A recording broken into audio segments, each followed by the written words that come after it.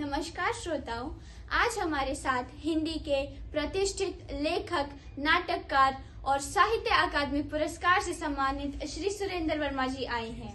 आइए इनके जीवन और रचना संसार से जुड़ते हैं। वर्मा जी, आपका हिंदी साहित्य की ओर मन कैसे आकर्षित हुआ? मेरा जीवन, मैंने अपने जीवन की शुरुआत गणित और विज्ञान पढ़ाते हुए की है, पर मन साहित्य की ओर ही खिंचता चला गया। मुझे शब्दों से खेलना बहुत पसंद था, शायद इसीलिए मैं गणित से साहित्य की ओर मुड़ा। जी, हमारे दर्शक जानना चाहते हैं कि आपका साहित्यिक सफर कैसे शुरू हुआ? मैंने अपने साहित्यिक सफर की शुरुआत नाटक लेखन से की थी। मेरा पहला नाटक था सूर्य की अंतिम किरण से लेकर सूर्य की पहली किरण तक, जो 1972 में प्रकाशित हुआ। इसके बाद द्रौपदी, नायक खलनायक विदूषक और आठवां सर्ग जैसे नाटकों ने मुझे पहचान दिलाई है। जी बिल्कुल, आपने नाटक लेखन के विषय में भी स्थान बनाया है। आपको नाटक और उपन्यास में क्या फर्क लगता है? नाटक यह ज्यादा संवाद प्रधान होता है, मंच पर इसे जीवंत किया जाता है, लेकिन उपन्यास में लेखक को स्वतंत्रता होती है पात्रों के मन में झांकने की और वातावरण को गढ़ने की। मुझे दोनों ही विधाएं बहुत प्रिय हैं, पर मंच की ऊर्जा कुछ अलग ही होती है। जी, आपने एक इंटरव्यू के लिए 25,000 रुपए मांगे थे, जिससे विवाद हुआ था। आपका इस पर क्या कहना है? हाँ, मैंने ये बात कही थी और आज भी इस पर कायम हूँ। लेखकों की मेहनत और समय का भी तो मूल्य होता है।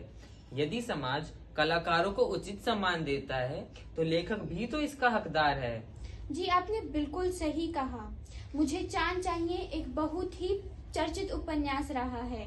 इसके पीछे की प्रेरणा क्या थी? मेरा उपन्यास मुझे चांद चाहिए, ये उपन्यास स्त्री आकांक्षाओं, सृजनात्मकता और सामाजिक सीमाओं के संघर्ष को लेकर है।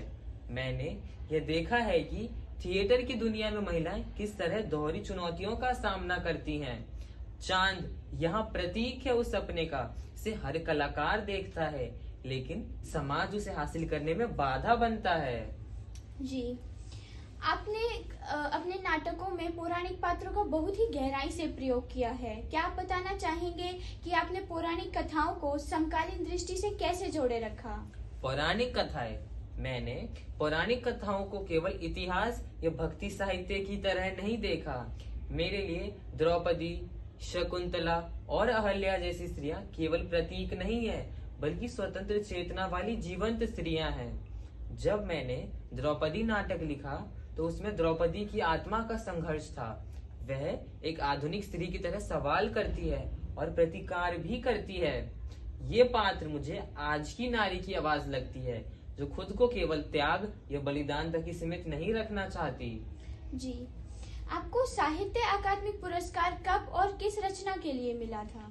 मुझे यह सम्मान 1996 में मेरी रचना मुझे चांद चाहिए के लिए मिला, और इससे भी बड़ा संतोष तो इस बात का है कि पाठकों ने उस रचना को अपना प्यार दिया। आपको साहित्य अकादमी पुरस्कार मिलने का अनुभव कैसा लगा? वह मेरे लिए बहुत सौभाग्य और गर्व का क्षण था। मुझे चांद चाहिए को पहचान मिली, और मैं ये समझता हूँ कि यह पुरस्कार केवल मेरा नहीं है, उस स्त्री संघर्ष की भी स्वीकृति थी जिसे मैंने शब्द दिए। जी, सही कहा। आपकी आत्मकथा के बारे में भी कुछ बताइए। हाल ही में एक कार्यक्रम में मैंने यह कहा कि अब मुझे अपनी आत्मकथा लिखने की कोई आवश्यकता ही नहीं है, क्योंकि त्रिपाठी जी ने मेरी जीवनी इतनी सुंदरता से लिखी है कि वह मेरी आत्मकथा के समान है। अच्छा, आप आज के युवा लेखकों के लिए क्या संदेश देना चाहेंगे? अंत में मैं सिर्फ यही कहना चाहूंगा कि लेखन कोई फैशन नहीं है, यह एक जिम्मेदारी है। यदि आप ईमानदारी से लिखते हैं